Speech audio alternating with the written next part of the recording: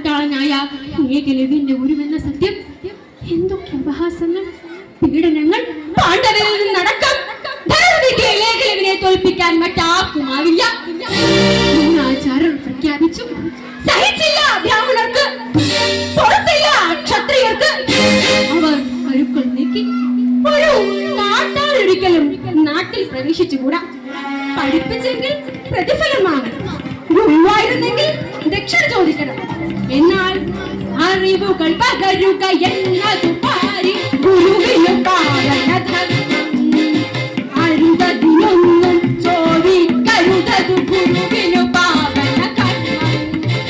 ഗുരുനാഥന്റെ മറുപടി പ്രകാരമായിരുന്നു. പക്ഷേ അധികാരികളുടെ നിർബന്ധം. ഒരു ദിവസം ഞാനും അച്ഛനും ഗുരുനാഥന്റെ വരവ് പ്രതീക്ഷിച്ചിരിക്കുകയായിരുന്നു. കുട്ടിയെ, നീ കേട്ടില്ലേ?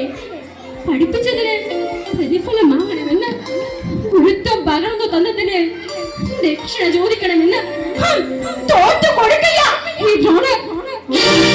ഗുരുവിനേക്കാൾ കേമനാകുമ്പോഴാണ് ഒരു ഗുരു ധന്യനാകുന്നത്. അങ്ങനെയെങ്കിൽ ഏറ്റവും ധന്യൻ ഈ ഗുരുനാഥൻ തന്നെ.